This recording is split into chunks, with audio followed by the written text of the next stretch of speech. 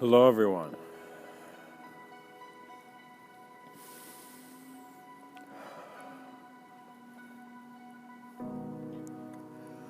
Today's topic is called Compassion That Carries. And so I would like to talk about today, very existentially, about what compassion can do for man's vision. So what is compassion? Well, compassion, its true value is in how you have experienced it. So its idea does have image. It does suggest kind behavior. But true compassion is how much you have cared for someone selflessly. Because you see that when there is a self, you're not really caring for them. You're caring for an association. So sometimes we help people and we don't really see them. We see the idea. So you, for example, go and see, for example, a person ask you something on the street, for example, for change. And you see that the only change that can come from that interaction is from within.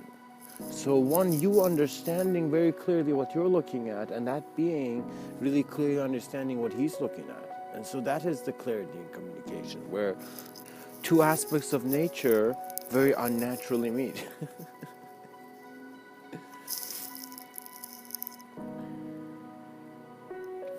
You will find that you won't feel sorry for someone when you see the ability they have. You see that no being needs to think that it's in suffering, even though it is. So what that means is you can have a physical disability, but you do not have a mental disability. In other words, it doesn't matter how physically incapable you are, once there's a good idea present, let that idea give you wings. In other words, allow your subtler sense of consideration and awareness give you experience. So in other words, a lot of incapable people are said to be treated as if they're objects and vegetables, which is ridiculous, because that does not mean they're incapable. Incapability is not just a lack of physical demonstration. Physicality is actually inspired by its most incapable moments, because that's when the touch is very clear.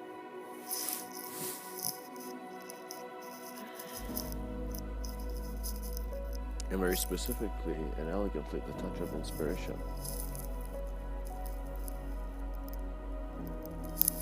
So a compassion that carries, in essence, will be your sense of intuition and longing to let go of any senses of self that are hating things, because you're no longer certain of the reality you're in.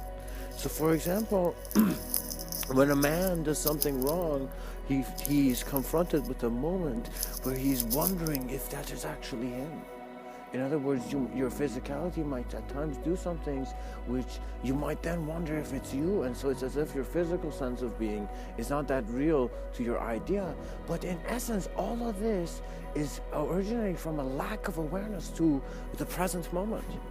So most of your problems which you are stressed about, are bothered, are not about a sense of space and time conception of the present moment, because the present moment does not contain space and time when you're there.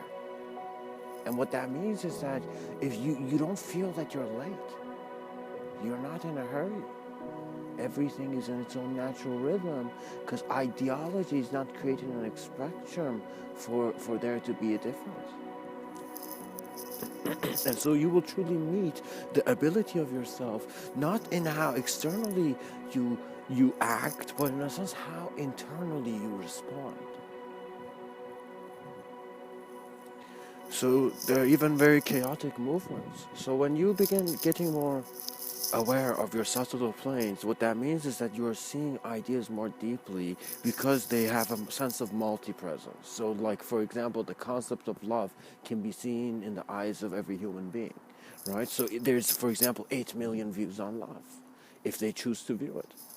And so man has this understanding that, similar to how he opens his eyes in the morning, the sun is too an eye that is open for our reality to be even seen and to be visible.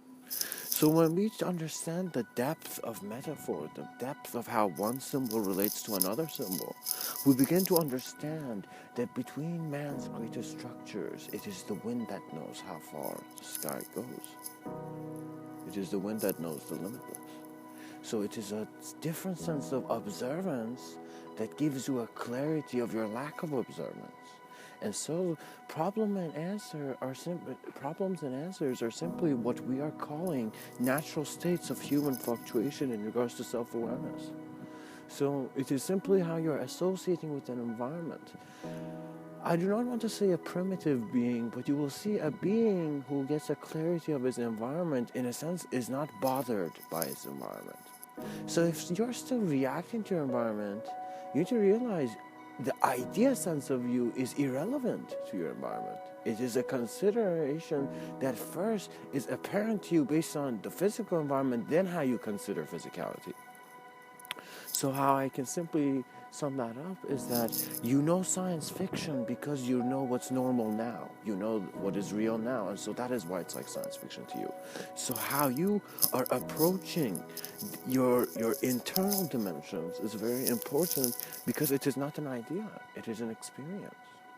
And so some people might need permission slips, which manifest in the form of, for example, plants, substances, or stuff which you don't really need, because a permission can be granted instantly. You are a human being. And even before you're human, you're a being. Your existence. You stand where every conception stands. And so that's a mighty place to be. And when you recognize this, you get a comfort that regardless of the movement of your thought, of your emotion, of your body, there is a knowing that transparently and transcendently is always continuing. And so that is the vastness, because a being is not present to simply just be a symbol. You will recognize that human intelligence functions in a way where it is always appreciating itself. You do. That's life. That's how existence came to be. It was a sensitivity in how even the projection of this natural world is designed. So in other words, it's very interesting, because external. When I am talking to you as a person on the street, that reality has so many dimensions of being observed that it cannot be contained in the same realm. And what that means is that there's a view we have that there's me and you talking here, and then there's a view that each of us are present through the knowing. Each of us are present as a character through the knowing of the storyteller. And so is the storyteller the same? So what is the most curious thing when one human meets another human being is he looking at the same world, or is he not? You know? And it's not something that you ask, but in a sense it's your sense of wonder. So many people think that, in other words, genius doesn't ask questions. Genius asks so many questions that it looks like it's not asking questions. So what that means is that what I have learned from Napoleon was that when you have an intention to do something, you must go full force with it. And so once you lead an army with the knowing of where you need to be, in other words, for example, you have the same certainty in what your home is, and so you have that same certainty in what you want to do, and so you simply see you are pulled towards your destination because you know that you're there. And so similarly, like Napoleon, I have released many armies of questions in my mind to see that the presence of a leader is actually not in his shape. The greatest ability of a leader is not in how the leader is shaped. So in other words, it is not how, like for example, if I tell you, was it important how Gandhi dressed? Maybe to culturally, yes, but was clothing important when there were words, where there were ideas which a being is communicating? You see? It is your ability to, instead of thinking that your realms are separate, acknowledging them collectively, that gives the freedom for your individuality to become its greatest exploration. So right now, Mr.Within is in a sense talking very deeply to show you that there are greater depths and dimensions to man's mind. And there's no one else who can explore it but you. So spend the time to self-contemplate, to get to know yourself, and then with the methodology inspired by the natural world, gravitate towards your highest sense of ascending beyond your wings of form. You will see the light that you are. And so in that light, there will be knowings present within a moment, which all that is conceived is known to be multidimensional. In other words, the way you open up to higher aspects, in other words, your liquid bodies and even these higher states of acknowledgement, is saying that you always knew you were that. So multidimensionality becomes such a certainty in reality that you immediately know what is what. So there have been moments that I have noticed that my certainty and my ability to act has come through a direction that is not linear to my thoughts. So it's not from my personality, but because I'm playful, I observe the energy and I work with it in the manner I should. You know, we are a human, we are a very interesting phenomena. In other words, the ape learned to stand up, and so now man is wearing many different colored shoes. And now, as there are many men, there has come a station in the physical world, in the physical dimension, where one being is becoming aware of its multidimensionality. So in other words, the horizontal line, which was always in a horizontal realm, is now connecting to the vertical realm. And so this connection is man. So this difference between individuality and a holistic view is really the awareness to the world of yin and yang, always spinning and spiraling into itself.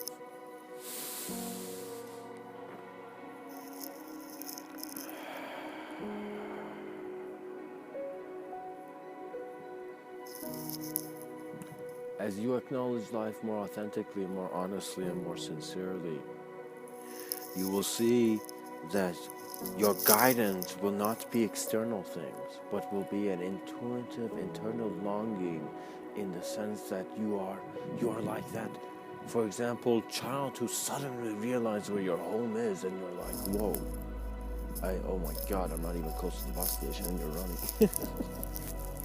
So you need to be aware, because you are a multidimensional communicator, and this is important to say. Not a lot of people are saying it because they're still they're afraid of, in other words, the words of the past. So what I notice about terminology is that man does not need to study anything else for his knowledge other than how he is observing language.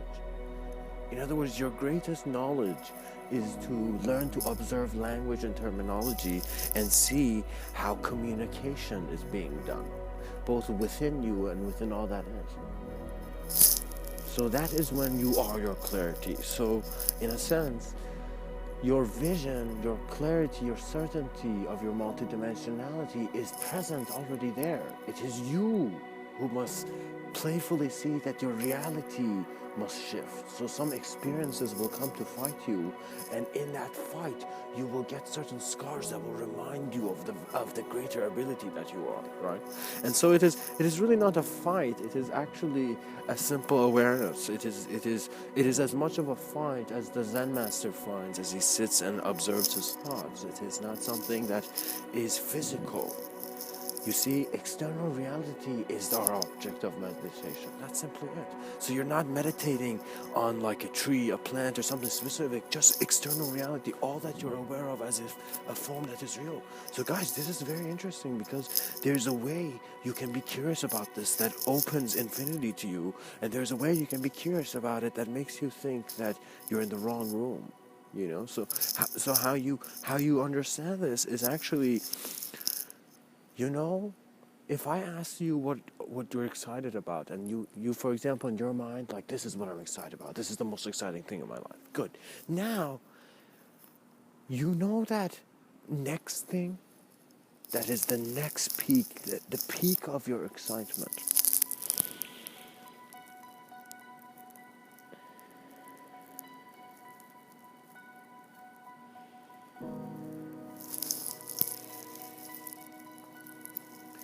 You will see that in your engagement with your awareness of moment, the movement cannot get out of the illusion other than to be still.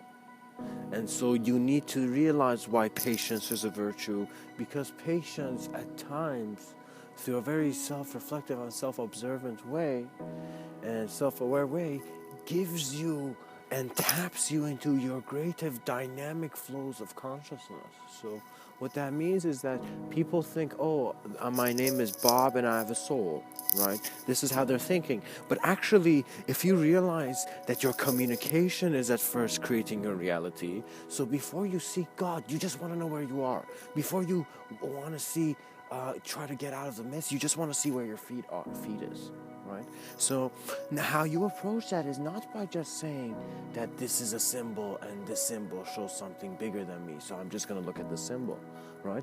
In actuality, that symbol is only there to inspire you to look as deeply within yourself. So I have seen many religious people, many people who just in a sense are putting themselves in acts of worship.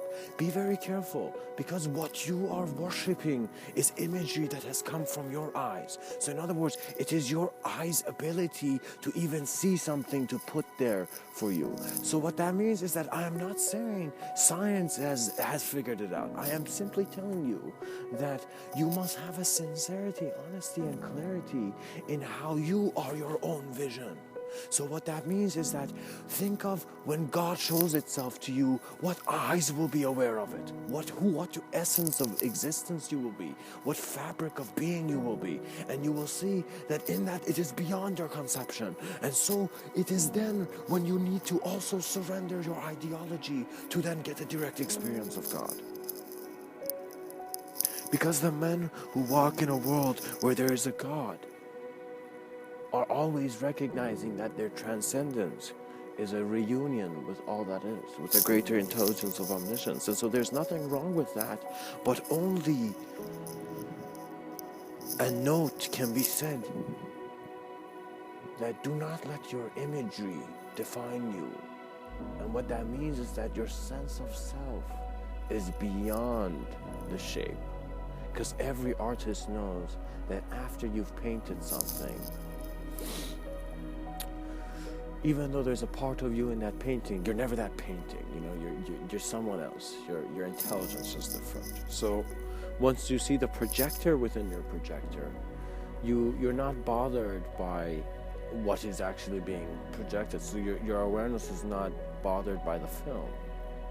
It simply acknowledges the film and in a sense can tune into it. So what happens is that man's apocalypses can be simply put to be playful attempts of greater senses of being trying to observe themselves from very vast senses of omnipresence. So how I can say is just let's acknowledge it as collective consciousness, and perhaps we shall experience it when the time comes.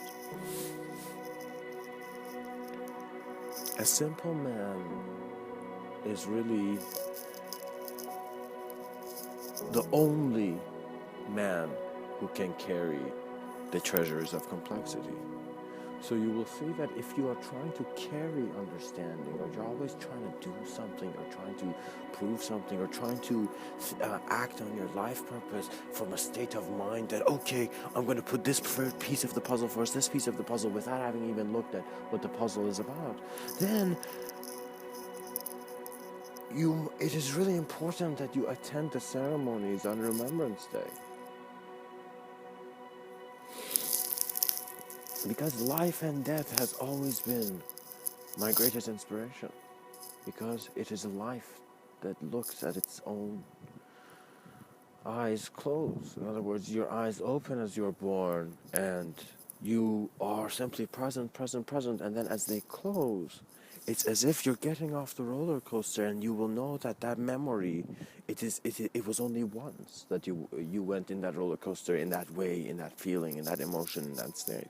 So one must also have the ability to not just let go of their suffering, but also let go of the response to suffering, which comes in the abstractions of your mind as, the answer to the question that you thought someone else had the answer to.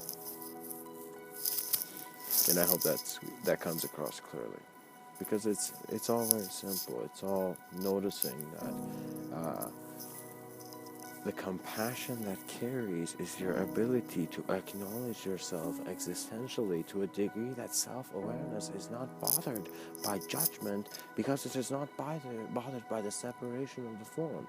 So for example, when you go in the street and you're seeing all these different colored cars, you don't go, that car is this, that car is that, based on the color, because your mind has a greater ability of seeing dimension. So from this moment on, it is very clear that if any being is in a sense verbally attacking another being, it simply means that they're not seeing greater dimensions into how they are a multidimensional acknowledgement. So what that means is that people who do acts of hate are simply not aware of the greater ability they have through the dimensions of love. And the dimensions of love, what I mean by that is that do not think you're just an object to then be objectified by everything. Do not even think of yourself as a subject either, to then be subjected to forms in your abstractions. But see yourself as the awareness to all that you are. So that is the simplicity that you need. That is the simplicity that, in a sense, elevates the pilots of consciousness to who he really is. In other words, gives him that cosmic mirror.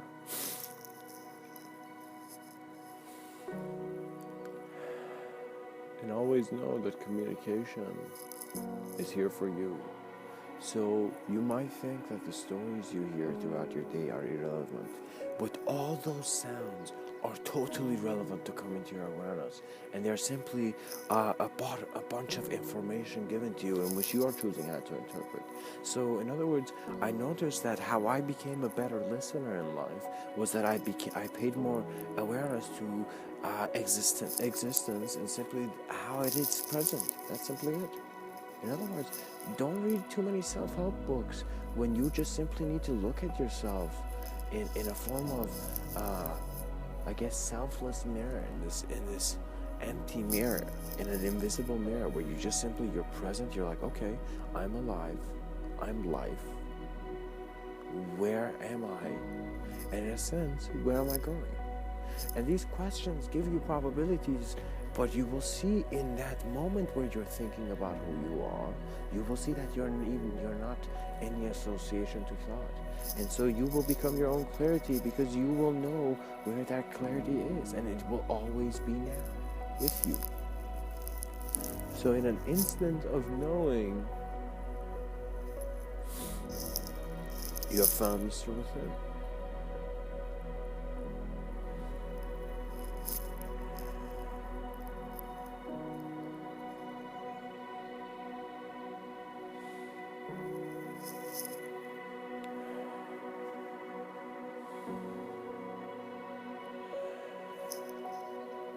Let compassion carry you.